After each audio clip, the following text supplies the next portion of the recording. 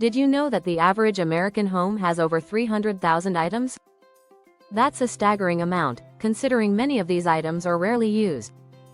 In fact, studies show that 54% of people feel overwhelmed by their clutter.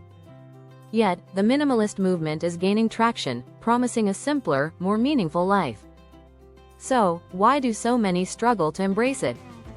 The truth is, minimalism is not just about getting rid of things. It's a mindset shift that many find difficult to navigate. Too often, people dive into minimalism without understanding its true essence, leading to frustration and failure. In this video, we'll uncover the surprising reasons why most people fail at minimalism. From the perfection trap to the emotional clutter we carry, these challenges can be daunting. But don't worry, we won't just focus on the problems. We'll also provide actionable strategies to help you succeed. Ready to discover how to create a minimalist lifestyle that works for you? Let's dive in. Chapter 1. The Perfection Trap. Why minimalism isn't about owning less. A common mistake people make is believing that minimalism is purely about getting rid of stuff. Yes, decluttering is part of it, but minimalism is more about the why behind what you keep.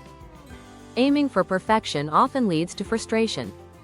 It's not about owning as little as possible, but about only having what adds value. Joshua Becker, author of The More of Less, explains that minimalism is the intentional promotion of the things we most value and the removal of anything that distracts us from it. If you focus only on reducing possessions, you miss the bigger picture. Many people fail because they try to eliminate too much, too fast, thinking they can achieve some ideal, minimalist life. This ends up feeling restrictive, not freeing. One study found that 38% of people who tried to declutter their homes gave up after a week, feeling overwhelmed. The key is to start small. Focus on one area at a time and don't rush.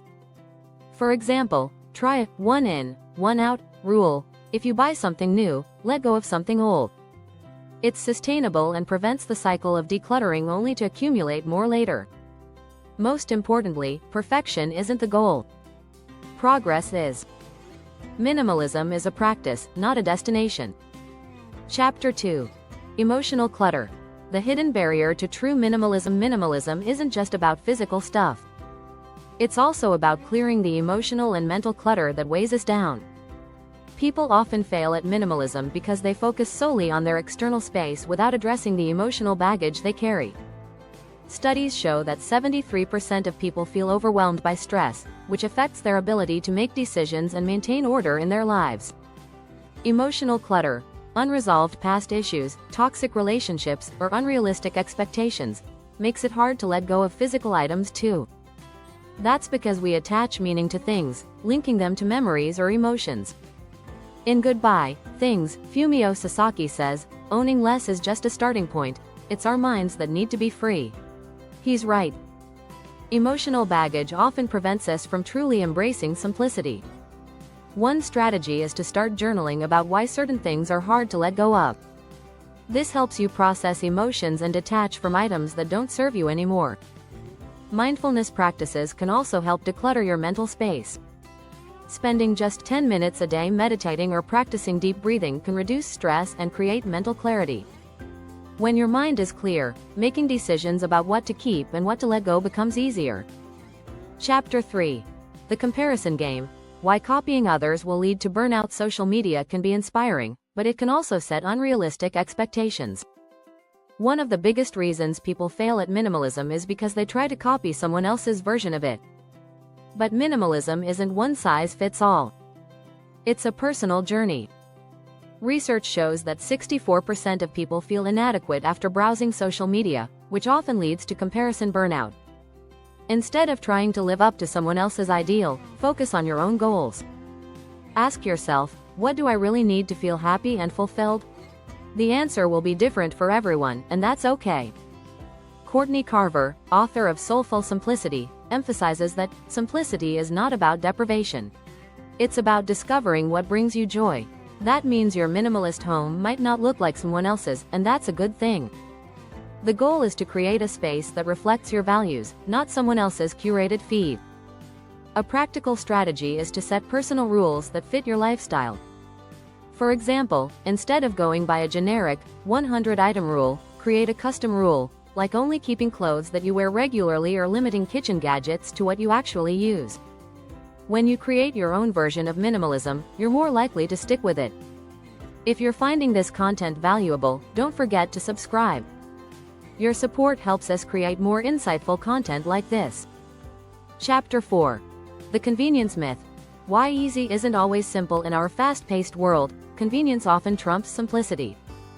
Many people believe that minimalism should make life easier, but that's not always the case. In fact, true minimalism can require significant effort and intentional choices. According to a study by the American Psychological Association, 75% of adults feel overwhelmed by the demands of daily life. The pressure to simplify can lead us to quick fixes rather than sustainable solutions. For instance, buying trendy storage solutions may seem convenient, but they often just hide clutter instead of eliminating it. Marie Kondo, in her book The Life-Changing Magic of Tidying Up, emphasizes that the objective of cleaning is not just to clean, but to feel happiness living within that environment. This idea means that convenience shouldn't be your main goal. Instead, focus on creating a space that genuinely brings you joy. Start with a simple strategy. Embrace the 20-20 rule. If an item costs less than $20 and takes less than 20 minutes to replace, let it go without guilt. This helps you release items that don't serve you while avoiding the convenience trap of keeping everything, just in case. Additionally, try creating a decluttering schedule. Set aside just 10 minutes a day to tackle one small area. This method is manageable and can lead to significant results over time. You'll be surprised how much can change in just a few minutes each day. Remember, true simplicity isn't about quick fixes. It's about making mindful choices that align with your values and goals. Chapter 5. Minimalism isn't one size fits all.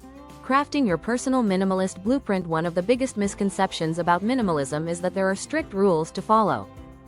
Many people fail because they try to fit their lives into a generic minimalist mold. The truth is, minimalism is highly personal and should be tailored to your unique lifestyle. Research by the Pew Research Center shows that 70% of Americans believe they have too much stuff. However, what too much means varies from person to person. Your minimalism journey should reflect your needs, habits, and values. As Joshua Becker notes in The Minimalist Home, minimalism is not about what you give up, it's about what you gain. This means focusing on what truly matters to you, rather than adhering to a standard list of musts and must-nots. To create your personal minimalist blueprint, start by listing your core values.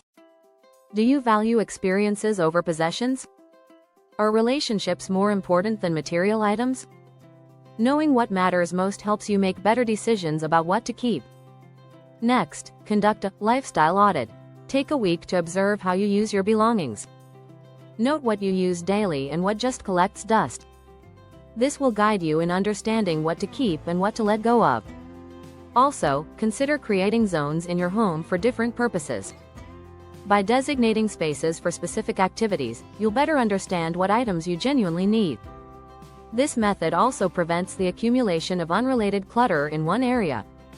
If you found this journey into minimalism helpful, be sure to subscribe. Join our community for more tips and insights that will empower you on your minimalist path.